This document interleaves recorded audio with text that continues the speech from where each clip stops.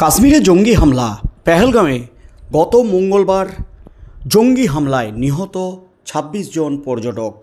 ধর্ম জিজ্ঞাসা করে তাদের খুন করা হয়েছে, হত্যা করা হয়েছে, এমনই কিন্তু অভিযোগ উঠেছে জঙ্গিদের বিরুদ্ধে। আর এই জঙ্গিদের এই যে তাণ্ডব, এই যে হত্যালীলা, রক্তাক্ত হয়েছে ভূস্বর্গ কাশ্মীর, তা পাকিস্তানের মদতেই, এমনই কিন্তু দাবি ভারতের। তার সাপেক্ষে বেশ কিছু প্রমাণও কিন্তু এসে উপস্থিত হয়েছে ভারতের হাতে, কেন্দ্রীয় স্বরাষ্ট্র মন্ত্রকে। তার মধ্যেই ভারতের চরম নির্দেশে রীতিমতো তুল কালাম পরিস্থিতি চলছে। একেবারে কাশ্মীরের বুকে, গোটা কাশ্মীর জুড়ে তাণ্ডব চালাচ্ছে ভারতীয় সেনাবাহিনী এবং তাদের সাথে হাতে হাত মিলিয়ে লড়াই চালাচ্ছে কাশ্মীর পুলিশ। তার মধ্যেই কিন্তু ৯ জঙ্গির বাড়ি একেবারে গুঁড়িয়ে দিয়েছে বিস্ফোরণ ঘটিয়ে সেনাবাহিনী। চরম পদক্ষেপ নিয়েছে ভারতবর্ষ, ভারত সরকার, কেন্দ্রীয় স্বরাষ্ট্র মন্ত্রক। তার মধ্যেই কিন্তু কাশ্মীরে থাকা এক যুবক আদিল, সে আদতে জঙ্গি। পেহেলগামের জঙ্গি হামলার মেন চক্রান্তকারী, মেন অভিযুক্ত আদিলকে খুঁজছে সেনাবাহিনী। এবং সেই আদিল যে কাশ্মীরের আনাচে কানাচে কোথাও লুকিয়ে আছে, এমনই কিন্তু অনুমান তাদের। তার মধ্যেই কিন্তু মুখ খুলেছিলেন গতকালই আদিলের মা। মুখ খুলেই কিন্তু বিস্ফোরক দাবি করেছিলেন, তুই যেখানেই থাকিস আত্মসমর্পণ কর, আমাদের বাঁচতে দে। কারণ আদিলের বাবা, দাদা সবাই জেলে রয়েছে। তার মাকেও একদিন জেলে রাখা হয়েছিল, তারপর তাকে ছেড়ে দেওয়া হয়েছে।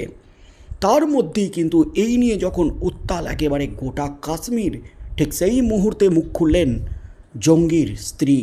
জঙ্গিদের স্ত্রী মুখ খুলেই যা বিস্ফোরক দাবি করলেন, তাতেই কিন্তু রীতিমতো কেঁপে উঠল ফের গোটা দেশ। চরম বিপাকে কিন্তু পড়েছেন এবার জঙ্গিদের স্ত্রী। জঙ্গিদের স্ত্রীদের এবার দেশ ছাড়তে হবে, হুইপ জারি করে দিয়েছে কেন্দ্রীয় সরকার, ভারত সরকার। আর এই হুইপেই কিন্তু রীতিমতো বিপাকে, বিপদে জঙ্গিদের স্ত্রী। আর চরম বিপাকে নিজেদের বাঁচাতে অবশেষে মুখ খুললেন জঙ্গিদের স্ত্রী, যা দাবি করলেন সরকারের কাছে, বিএসএফকে যা জানালেন তারা, তাতেই কিন্তু রীতিমতো হইচই পড়ে গেল আবারও গোটা দেশ জুড়ে। জঙ্গি স্বামীরা কান থেকে বন্দুক নামিয়ে সংসারের হাল ধরেছেন অনেক দিন। মূল স্রোতে ফিরতে তারা আত্মসমর্পণ করেছিলেন সরকারের কাছে। ২০১০ সালে সরকারি পুনর্বাসন প্রক্রিয়ায় ঘর বেঁধেছেন, নতুন করে শুরু করেছেন জীবন, পরিবার নিয়ে জম্মু কাশ্মীরে থাকার সুযোগ পান। কিন্তু আবারও বিপদ। তাল কাটল গত মঙ্গলবার পেহেলগাঁওয়ে জঙ্গি হানার পর। সরকারি নির্দেশ, পাকিস্তান থেকে আগতদের সেদেশে ফিরে যেতে হবে। কিন্তু প্রাক্তন এই জঙ্গিদের পরিবার পাকিস্তানে ফিরতে নারাজ। তাদের স্ত্রীরা বলছেন, পাকিস্তানে যাওয়ার চেয়ে জম্মু কাশ্মীরে মরে যাওয়ার ঢের ভালো। সংবাদ সংস্থা পিটিআইকে এমনই এক মহিলা বলেন, এমনই এক জঙ্গি স্ত্রী বলেন, হয় আমাদের কাশ্মীরে থাকতে দিন, নয়তো মেরে ব্যাগে পুরে ছুঁড়ে দিন। অর্থাৎ নিজেদের ইচ্ছায় পাকিস্তানে যেতে তারা নারাজ। আলিজা রফিক নামে এক জঙ্গি স্ত্রী বিয়ে করেছেন এক জঙ্গিকে। ২০১৩ সালে তারা কাশ্মীরে ঘর বাঁধেন। জম্মু কাশ্মীরে তৎকালীন মুখ্যমন্ত্রী ওমর আবদুল্লাহ সরকারের তরফে পুনর্বাসন পান রফিকরা। এখন তারা রয়েছেন উত্তর কাশ্মীরে। তবে আলিজা জানান, পুলিশ তাদের কাশ্মীর ছেড়ে চলে যেতে বলেছে। কিন্তু সেটা কেমন করে সম্ভব, প্রশ্ন এই মহিলার। তার কথায়, আমাদের দেশ ছাড়তে বলা হচ্ছে, আমার ৩ সন্তান, ওরা বলছে অসুবিধা থাকলে ছোট মেয়েকে এখানে রেখে যেতে, কারণ ও এতটাই ছোট যে অন্য কোথাও গেলে বিপদ আপদ হতে পারে। কিন্তু মেয়েকে না নিয়ে আমরা চলে যাব, আর যাবই বা কোথায়? প্রাক্তন এই জঙ্গির স্ত্রী জানান, জম্মু কাশ্মীরে তাঁরা বাড়ি করেছেন ৩ বছর হলো।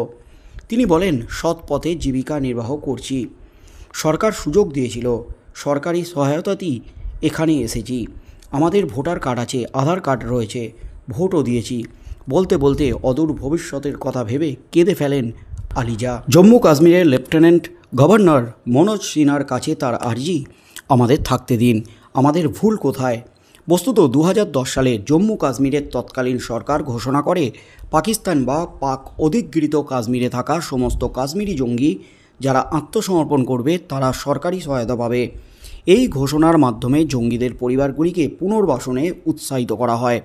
যদিও সরকার একে ঠিক পুনর্বাসন প্রকল্প বলেনি, বলা হয়েছিল বিশেষ পরিস্থিতিতে করা পদক্ষেপ কিংবা উদ্যোগ। লক্ষ্য উপত্যকায় শান্তি ফেরানো এবং সামগ্রিক উন্নয়ন। এখন আলিজার মতো মহিলারা সরকারের দিকেই চেয়ে আছেন। তাঁদের কথায়, আপনারা এতটা নিষ্ঠুর হবেন না, আমরা কোনো পাপ করিনি, আমাদের এত বড় শাস্তি কেন দিচ্ছেন? আলিজা বলছেন, যদি একান্তই থাকতে দিতে না চান, মেরে ব্যাগে ভরে সীমান্তের ওই পারে ফেলে দিন, কিন্তু নিজেরা কখনোই যাব না। আলিজার মতো জম্মু কাশ্মীরে থাকা জঙ্গি পরিবারের কর্ত্রীরা বলছেন, তাদের স্ত্রীরা বলছেন, তারা কেউ পাকিস্তানে যাবেন না। একজনের কথায়, 15 বছর হলো শান্তিতে বসবাস করছি, ছেলেমেয়েরা স্কুলে যাচ্ছে, কর্তারা কাজে যাচ্ছে, এই সংসার ভেঙে আর কোথাও যেতে পারবো না। এই মুহূর্তের সবচেয়ে বড় খবর, জঙ্গিরা তারা কিন্তু বিপদে পড়েছেন। যারা প্রাক্তন জঙ্গি ছিলেন, যারা আত্মসমর্পণ করেছিলেন 2010 সালে, মূল স্রোতে যারা ফিরে এসেছেন, তাদের স্ত্রীরা মুখ খুলেছেন। জঙ্গিদের স্ত্রীরা মুখ খুলেই কিন্তু একেবারে বিস্ফোরক দাবি করছেন, কারণ ফতোয়া জারি হয়ে গেছে, হুইপ জারি করে দিয়েছে সরকার, কেন্দ্রীয় স্বরাষ্ট্র মন্ত্রক। দেশ ছাড়তে হবে, কোনো পাকিস্তানি নাগরিকদের ভারতে থাকা যাবে না। তারপর থেকেই কিন্তু শোরগোল পড়ে গেছে, হাজার হাজার পাকিস্তানি নাগরিক তারা দেশ ছাড়তে ব্যস্ত। আবার অনেকে বলছে এই মুহূর্তে তারা দেশ ছাড়তে পারবে না, ভারত ছাড়বে না। সেরকমই জঙ্গিদের স্ত্রীরা রীতিমতো কান্নায় ভেঙে পড়লেন, কোথায় যাব আমরা? আমাদের সরকার পুনর্বাসন দিয়ে মূল স্রোতে ফিরিয়ে এনেছে, আমরা পাকিস্তানে যেতে পারবো না। আমার 3 ছেলে মেয়ে, তারা বিদ্যালয়ে পড়ছে, আমাদের পাকিস্তানে যাওয়ার যদি অনুমতি দেয় সরকার, আমাদের যদি পাকিস্তানে পাঠিয়ে দেয় সরকার, আমরা নিজে থেকে যাব না। এখানে থাকার অনুমতি না দিলে আমাদের মেরে ব্যাগে ভরে সীমান্তের ওই পারে পাকিস্তানে ছুঁড়ে ফেলে দিন, আমরা জীবন থাকতে পাকিস্তানে যাব না। এমনই কিন্তু দাবি জঙ্গিদের স্ত্রীদের। এখন কেন্দ্রীয় সরকার কি পদক্ষেপ নেয়? কারণ কেন্দ্রীয় সরকার জঙ্গি স্ত্রীদের এই সমস্ত দাবিতে রীতিমতো চরম বিভাগে পড়েছে। বন্ধুরা, আপনারা কি বলবেন? কেন্দ্রের এই মুহূর্তে কি সিদ্ধান্ত নেওয়া উচিত? জঙ্গিদের স্ত্রীরা যারা এই মুহূর্তে মাথা কুঁড়ছেন ভারতে থাকার জন্য, একটু জায়গা চাইছেন, যারা ভারতে কাশ্মীরে যারা বসবাস করছেন এবং তাদের স্বামীরা জঙ্গি থেকে মূল স্রোতে ফিরে এসেছেন, তারা পাকিস্তানে যেতে চাইছেন না। বন্ধুরা কি বলবেন?